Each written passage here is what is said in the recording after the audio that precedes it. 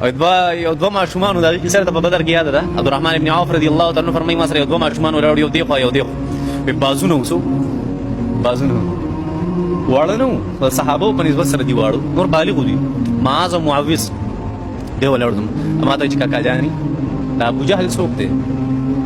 ما ته ستا د ابو جهل سره څه کار دی خبر شوم زموږ پیغمبر ته کنزل کړي که دا سړی مولود دی بس زما د لاس امري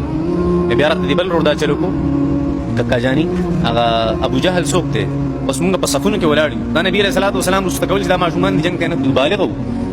نابالغه پکې څوک نه یاد ساته یو صحابي و پکې صرف عمر ابن ابي وقاص او بدر جنگ کې شهید شو دا هغه صرف 16 سال عمر نبی علیه السلام چې کله صف جوړاو کنه نو دته وی تزا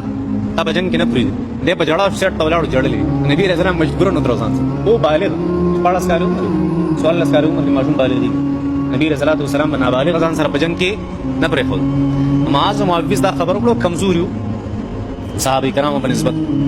هغه باران کې نه وړ لوی سړی تاسو دا نه خبر اوس دا تذکرہ کول او دې طرف ته شاته ابو جهل روانو نبی علیہ الصلوۃ والسلام د سب سٹارټ کې ولاړو سٹارټ وړومبي صف کې ولاړو ابو جهل په اخري صف کې ولاړو په اخري صف کې ولاړو ابو جهل هغه اخري صف کې تاویږي په اسمنده ابو جهل دی بس روز شانته ورتاو شو وای زما خیال چې دې زمونږ د سپونو نه وته وای دا سیو مثل الصقرین وای دا سیو ور حمله شو کنه لکه باز چې خپل کار ور حمله کی او توري بس راواغسته گزارونه به شروع هغه خیر جنگ شروع شو جنگ هغه شو سٹارټ واغست او مسله دا واغی خو گزارونه کړو په دې باندې گزارونه کړو یو پکې زخمی شو لاس یې ولګو په سړی سخت زخمی کو وای بیا جنگ ډېر زر ختم شو سر ته ورسو نو ذکر زیدان عبد الله بن مسعود صاحب په دې کافرو کې وای یو می کاتو چې څوک پکې پاتې نه دی وای تور را سره وای تاول را تاول می داس وای ابو جهل لراله مغج باندې ولا ابو جهل لاج باندې ما دې څنګه چللې ما ته چې ډېر لوی بي عزتي مې وشوا کشرانو مړتم